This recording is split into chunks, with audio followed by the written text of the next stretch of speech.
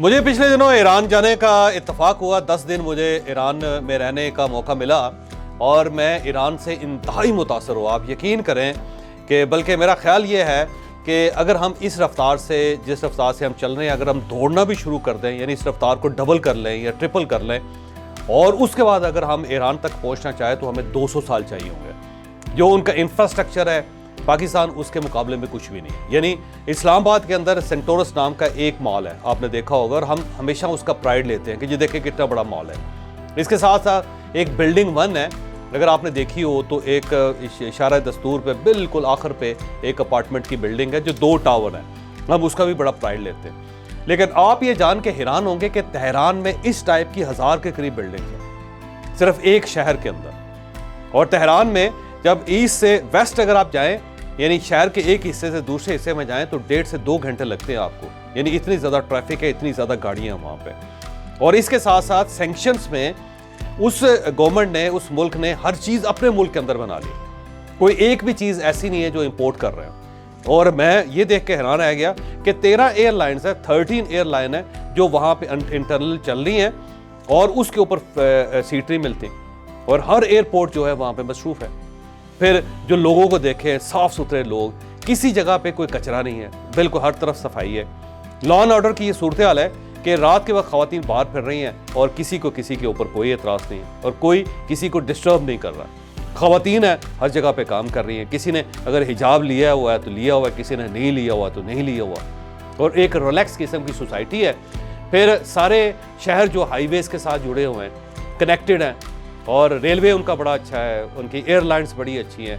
Restaurant ऐसे ऐसे शानदार रेस्टोरेंट हैं और ऐसा ऐसा मज़ेदार खाना है कि मैं देख के हैरान ही रह गया। फिर हर चीज़ की फरावानी है, जो फूड है वो उसकी क्वालिटी बहुत अच्छी है, इंतहा दर्जे की क्वालिटी अच्छी है। फिर लोगों के अंदर एक ह्यूमैनिटी है, लोगों के अंदर एक आजिज़ी है और बड़ी मोहब्बत के साथ लोगों के साथ मिल रहे हैं। किसी जगह मुझे बैगर नज़र नहीं आया पूरे ईरान के अंदर, आधा ईरान मैंने फिरा, किसी जगह मैंने मांगने वाले नहीं देखे।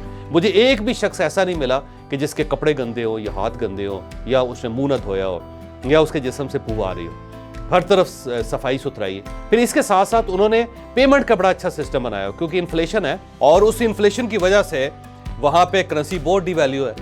आप अगर $100 चेंज करवाएंगे तो आपके पास इतने ज़्यादा नोट आ जाएंगे और उनको आपको कैरी करना पड़ेगा। उसका हल उन्होंने ये निकाला हुआ है कि उन्होंने पेमेंट सिस्टम बना लिया। उन्होंने अपना क्रेडिट कार्ड बनाया जो पूरे, बल्कि एक से ज़्यादा क्रेडिट कार्ड्स हैं जो पूरे मुल्क के अंदर चल रहे हैं। तो हर शख्स जो उसकी आमदनी जो है या उनके जो पैसे हैं या तनख्वाह है वो उनके क्रेडिट कार्ड में आती हैं। और हर जगह पे मशीनें लगी हुई हैं। आपने 10 उनके जो तवान या रियाल का अगर टिकट ख़रीदना है तो उसके लिए भी आप क्रेडिट कार्ड इस्तेमाल करेंगे। और अगर आपने 2, 4, 5, 10, 15, 20 मिलियन का कोई चीज़ ख़रीदनी है तो उसके लिए भी आप कार्ड इस्तेमाल करेंगे। बल्कि जो मेरा एक रूम था, जो मैंने किराए पे कमरा लिया एक दिन के लिए, उसका जो किराया था वो 5 करोड़ रियाल था। यानी इतना ज़्यादा इन्फ्लेशन है। और उसकी पेमेंट भी जो है ना लोकल कार्ड से हो रही थी। यानी इंटरनेशनल जो कार्ड्स हैं, वीज़ा कार्ड्स वगैरह, वो इस्तेमाल नहीं होते क्योंकि वो सैंक्शंस हैं। लेकिन वहाँ पे लोकल कार्ड्स जो है लोग इस्तेमाल कर रहे हैं और हर जगह पे मशीनें लगी हुई उसकी।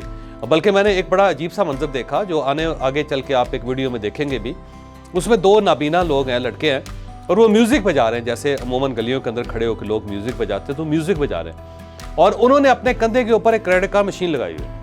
यानी अगर आपने उनको पैसे देने हैं, आपने समझना है कि बहुत अच्छा टिप देनी है उनको, तो आप अपना जो कार्ड है उसको टच करें और उसके बाद पैसे आपके उनके अकाउंट में चले जाएंगे। यानी इस लेवल तक उन्होंने चीज़ों को सेटल किया। और फिर मुझे तेहरान के मज़ाफ़ात में एक सिलिकॉन वैली देखने का इत्तफाक। आप यकीन करें कि वो इतनी खूबसूरत है और इतनी बड़ी है और उसके अंदर इतना शानदार इंफ्रास्ट्रक्चर है कि मैंने यूरोप में भी किसी जगह नहीं देखा। और वहाँ पे 58 जो उनकी इंडस्ट्रीज़ हैं उनके पार्क्स हैं। यानी वहाँ पे आप उसको डेवलप कर सकते हैं, वहाँ पे उसको चला सकते हैं। और उनकी अपनी IT फर्म्स हैं और बड़ी तगड़ी फर्म्स हैं। फिर इंटरनेट अवेलेबल है। फिर वहाँ पे जो मोबाइल फ़ोन है उसकी सर्विस पूरे मुल्क के अंदर है। किसी जगह आपको वहाँ पे रिसेप्शन ख़राब नहीं मिलती। फिर इसके साथ साथ हाँ अलबत्ता ये बात दुरुस्त है कि सोशल मीडिया के ऊपर पाबंदी है। व्हाट्सएप नहीं वहाँ पे चलता, वहाँ पे आपको फेसबुक जो है ना वो डाउनलोड नहीं होती, फिर वहाँ पे यूट्यूब नहीं चलती। इस सब को देखने के लिए आपको VPN चाहिए होता है। VPN के साथ पूरा मुल्क देख रहा है। लेकिन इसके बावजूद जो है वहाँ पे हर चीज़ फरावानी में है। क्वालिटी बहुत अच्छी है, फूड की क्वालिटी बहुत ही अच्छी, यानी ऐसा हो नहीं सकता कि आपको खाने पीने की चीज़ खरीद रहे हैं और उसके अंदर मिलावट हो। दवाइयाँ बड़ी सस्ती हैं और अच्छी हैं और हर किस्म की दवाई वो खुद बना रहे हैं। तो ईरान वैसे देखने वाला मुल्क है, वो आप कल्चरली भी देख लें उसको, या रिलीजन के पॉइंट ऑफ व्यू से देख लें, या फिर उनकी सकाफत जो है उसको देख लें आप, या फिर उसके इंफ्रास्ट्रक्चर को देख लें, और जो मॉडर्निज्म है उसको देख लें। हर लिहाज से मेरा ख्याल है ईरान एक देखने वाला मुल्क है। और मैं उससे पहले 2 मरतबा गया, लेकिन मैंने इस तरह एक्सप्लोर नहीं किया ईरान को जिस तरह मैंने इस बार किया। अब कुछ सवाल हैं जो हम आज के वीडियो में आपको बताएंगे, और उसके बाद फिर ये अगली जो वीडियोस है सारी ईरान के मुख्तलिफ शेड्स जो हैं उससे रिलेटेड होंगी। हमारी को 10, 15, 20 वीडियोज़ होंगी जो आपको ईरान से रिलेटेड होंगी। मेरा ख्याल ये है कि अगर आप ईरान जाना चाहते हैं तो आप ये वीडियोज़ देख लेंगे तो आपके लिए सहूलत हो जाएगी। पहली बात तो ये है कि ईरान जो है उसका वीज़ा कहाँ से मिलता है, एक बहुत बड़ा सवाल है।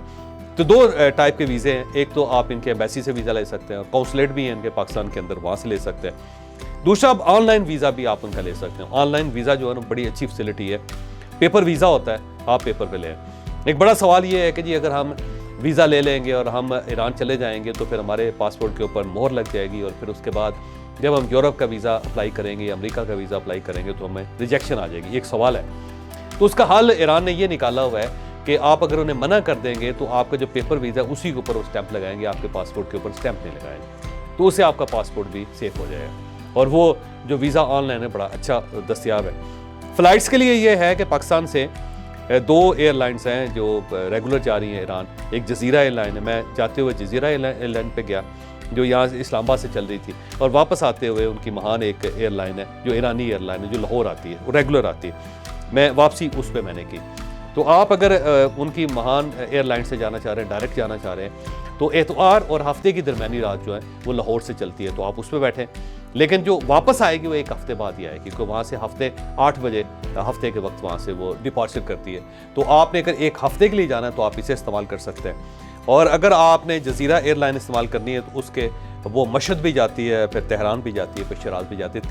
3 शहरों के अंदर उसका स्टाफ है, तो आप उसमें से कोई शहर चूज़ कर सकते हैं। तो मैंने क्योंकि जाते हुए मशहद सेलेक्ट किया था, इसलिए मुझे जज़ीरा एयरलाइन लेनी पड़ी, और वापसी मैंने क्योंकि तेहरान से की थी तो मैं फिर उसके महान एयरलाइन जो है मैं फिर उसको मैंने प्रेफर किया। तो वो एक दूसरी एयरलाइन। अब सवाल ये है कि किस किस शहर में जाना चाहिए। तो मैं तो जब गया, मैं सबसे पहले मशहद गया, फिर तेहरान गया, फिर कुम गया, फिर काशान गया, फिर इस्फहान गया, फिर शिराज गया, और फिर उसके बाद मैं वापस आ गया। अब जो मशहद शहर है वो इमाम रज़ा की वजह से बहुत मशहूर है, जो शिया के अहले तशी के 8वें इमाम है, और वो एक बहुत बड़ा कम्प्लेक्स है उनका। 7 लाख लोग वहाँ पे एक ही वक्त में इबादत कर सकते हैं, तो इतना बड़ा कम्प्लेक्स है, वो देखने वाला है, इसमें कोई शक नहीं। खुदा कि आपका जो मसलक है वो क्या है, आप इसको छोड़ के आप वहाँ पे विज़िट ज़रूर करें और उसको ज़रूर देखें, वहाँ पे दुआ भी करें। फिर वहाँ से तूस शहर है, उसके बिल्कुल करीब है, 30 किलोमीटर के फासले पे मैं तूस गया। वहाँ पे इमाम गज़ाली रहमतुल्लाह अलैह का मज़ार है, मुझे वहाँ जाने का इत्तफ़ाक़ हुआ। फिर फ़रदौसी जो फ़ारसी ज़ुबान के सबसे बड़े शायर थे जिन्होंने शाहनामा लिखा था, तो मुझे उनके मज़ार पे जाने का इत्तफ़ाक़ हुआ। फिर हारून रशीद का महल है वहाँ पे, खलीफा हारून रशीद का, जिसे हारूनिया कहते हैं, तो मुझे वो देखने का इत्तफ़ाक़ हुआ। फिर वहाँ से मशहद और तेहरान के दरमियान गैप ज़्यादा है, फासला ज़्यादा है, तो फिर मैंने फ़्लाइट लेके मैं मशहद से तेहरान आया। तेहरान वाकई एक वर्थ सीइंग सिटी है, बहुत बड़ा शहर है, और वहाँ पे ट्रैफिक इतनी ज़्यादा होती है कि आप ये समझ लें कि बस आप सड़क पे गए नहीं और आप फंसे नहीं, क्योंकि गाड़ियाँ बहुत ज़्यादा तेहरान के अंदर। फिर हाई राइज बिल्डिंग्स हैं वहाँ पे, सब लोग अपार्टमेंट्स में रह रहे हैं, वहाँ पे बंगलोज जो है ना वो कम है, और फ्लैट्स का वहाँ पे जो नॉर्थ साइड है उसकी वहाँ पे फ्लैट्स बहुत महंगे होते हैं, $2 मिलियन के आम से फ्लैट वहाँ पे मिलते हैं। इससे आप अंदाज़ा लगाएं कि वहाँ पे क्वालिटी ऑफ लाइफ लोगों की कितनी ज़्यादा है। फिर वहाँ पे एक बॉम लैंड है, ये एक आर्टिफिशियल झील है, और उसके साथ साथ एक बना हुआ है इंतहा दर्जे के खूबसूरत रेस्टोरेंट है वहाँ पे अपार्टमेंट्स की बिल्डिंग है, होटल्स हैं वहाँ पे, वो बड़ी शानदार चीज़ है। और ये सारी जो झील है वो मसनूई तौर पे बनाई गई है और एक कंस्ट्रक्शन कंपनी ने बनाई है। फिर वहाँ पे एक बुक गार्डन है, उसको कहते हैं बुक गार्डन, एक किताबों का कम्प्लेक्स है, और इतना शानदार है, आप यकीन करें कि मैंने दुनिया में ऐसा शानदार एक बुक गार्डन नहीं देखा। और वो पहले पूरी अपार्टमेंट्स की बिल्डिंग होती थी, उस सबको गिरा के पूरे वहाँ पे उसको मसमार करके वहाँ पे इतनी खूबसूरत सी एक एक्टिविटी क्रिएट की है। फिर तेहरान के अंदर एक ईरान मॉल है, आप यकीन करें कि मुस्लिम वर्ल्ड में मैंने सिवाय दुबई के अलावा मैंने किसी जगह पे इतना शानदार मॉल नहीं देखा। और उसके अंदर इतनी शॉप्स हैं, आप उसे सारा दिन लगा के भी पूरी तरह देख नहीं सकते। उसकी जो बल्कि लाइब्रेरी है, उसके अंदर जो लाइब्रेरी बनी हुई है बिल्कुल पैलेस की तरह लगती है। उसके हमने शॉर्ट्स बना के भी लगाए थे, आपको एहतियातन हम आगे चल के वो इसकी वीडियोस भी दिखाएंगे। तो आप तेहरान जा सकते हैं, वहाँ पे देखें। फिर मैं वहाँ से कुम चला गया और वहाँ से 1.5 घंटे का फासला है कुम का, ये याद रखिएगा। और कुम जो है वो सैयदा मासूमा बीबी जो है उनका वहाँ पे मज़ार है, और ये हमशीरा थी इमाम रज़ा साहब की। तो वहाँ पे मदारस हैं इनके अहले तशी के, बड़े बड़े मदारस हैं। और ये जो सेंटर है सैयदा मासूमा बीबी का जो हरम है, वो भी बड़ी शानदार जगह है और आपको वहाँ पे जाना चाहिए, वहाँ पे आपको दुआ भी करनी चाहिए। वहाँ की जो फीलिंग है वही अलग है। फिर वहाँ से मैं काशान चला गया। काशान एक पुराना शहर है इनका, और यहाँ पे दुनिया में जो सबसे अच्छे कारपेट बनते हैं वो काशान में बनते हैं। जो कारपेट की इंडस्ट्री उनकी बड़ी शानदार है। फिर ओल्ड सिटी है, वो बड़ा शानदार है। फिर मैं वहाँ पे एक बुटीक होटल में रहा, जो एक पुराना घर था उसे उन्होंने कन्वर्ट किया। वो होटल में 50 कमरे हैं उसके अंदर, क्या वो शानदार जगह है। उसकी तस्वीरें भी आपको मैं दिखाऊंगा और इसके ऊपर अलग एक वीडियो बनाऊंगा। तो आपने काशान जो है ना उसको देखना। फिर काशान के अंदर एक गार्डन है जहाँ पे उनके अमीर कबीर, एक उनके प्राइम मिनिस्टर होते हैं जिनको कत्ल कर दिया गया था, मार दिया गया था, वो जगह भी देखने वाली है। उसके अंदर जो पानी का सिस्टम है, पहाड़ों से पानी आता है और वो पूरे गार्डन के अंदर से घूम के शहर में जाता है, वो बड़ा खूबसूरत सिस्टम है। और मज़े की बात यह है कि सर्दियाँ हो या गर्मियाँ, उस पानी का टेम्परेचर 27 डिग्री सेंटीग्रेड रहता है, जो ज़ाहिर एक मिस्ट्री है कि कैसे रहता है। फिर वहाँ से मैं इस्फहान चला गया। काशान से इस्फहान 2 घंटे का है, और इस्फहान इंतहा दर्जे का खूबसूरत शहर है।